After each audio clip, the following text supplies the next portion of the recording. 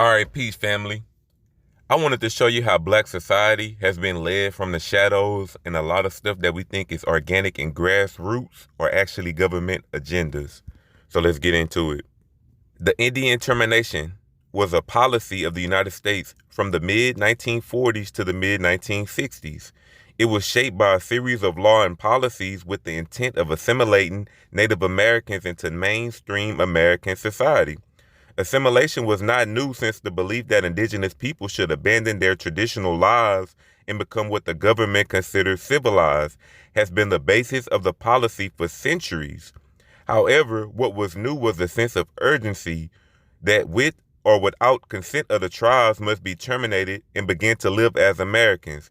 To that end, Congress set about ending the special relationship between tribes and the federal government. The intention was to grant Native Americans all the rights and privileges of citizenship, reduce their dependence on a bureaucracy whose mismanagement has been documented, and eliminate the expense of providing services for Native people.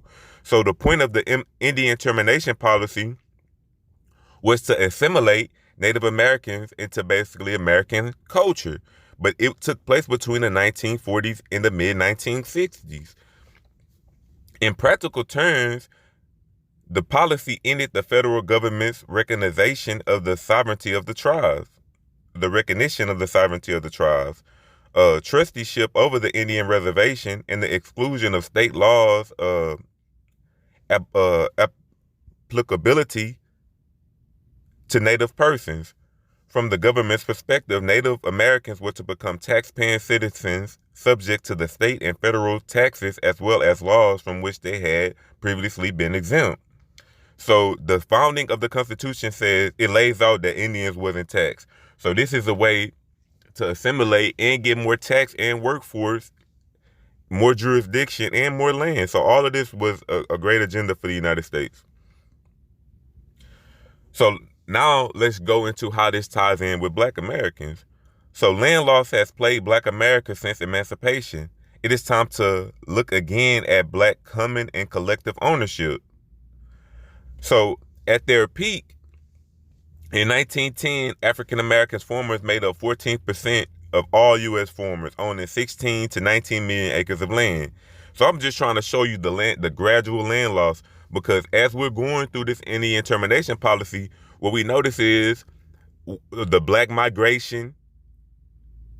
What we notice is the civil rights movement, integration.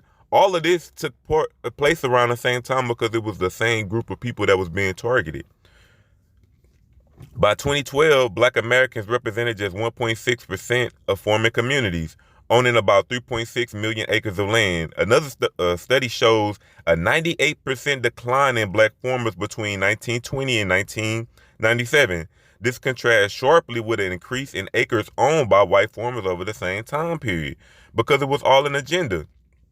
So when did the Brown versus Board of Education happen? So the Brown v. Board of Education took place in 1954, which would put it right in the middle of the Indian Termination Policy. It was a landmark decision of the U.S. Supreme Court, in which the court ruled that the U.S. state laws establishing racial segregation in public schools are unconstitutional. So this took place in 1954.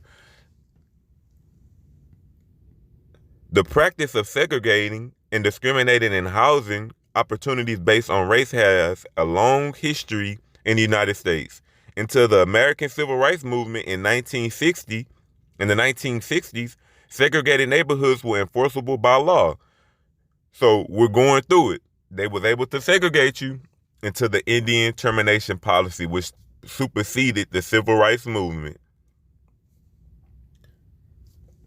So the passage of this act, it was meant to be a direct follow-up to the Civil Rights Act of 1964. However, from 1966 to 67, it failed to garner enough political support. So they're trying to make it seem like it was a back and forth, but the United States agenda was to terminate the so-called Indians. In context, so now let's get to the migration I was talking about. So in the context of the 20th century history of the United States, the second great migration was a migration of more than 5 million African Americans from South to the Northeast, Midwest, and the West. It began in 1940 through World War and lasted into 1970. So the exact time that we see, the Indian Termination Policy, we also see the Great Migration. We see schools getting integrated. We see housing getting integrated. So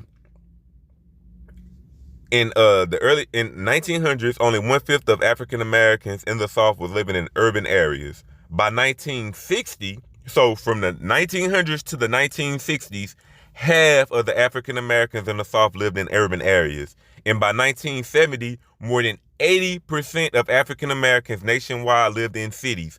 So this is what we have to see. These people assimilated the African Americans and made them think it was something that they should fight for to get that agenda pushed fast. Because if you get a little opposition into what you're doing, it'll make you fight for it more. So the civil rights movement was a government agenda because it worked. If you look at the Indian Termination Policy and outline it with the entire black agenda in the early 19 to the mid 1900s, you will see that it's a government agenda, that it was not organic from black people. So the Great Migration was one of the largest and most rapid mass internal movements in history, perhaps the greatest not caused by immediate threat of execution or starvation. In sheer numbers, it outranks the migration of any other ethnic group, Italian, Irish, Jews opposed to the United States.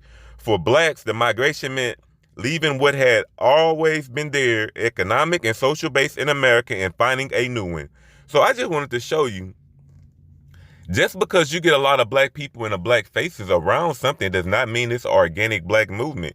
Because the civil rights era, yes, it probably came with some good things. But if we be realistic, at least in my opinion, the civil rights era, they had an opposition at that time, and it was Elijah Muhammad. He told us to separate. To me, that was a way better agenda than integrating.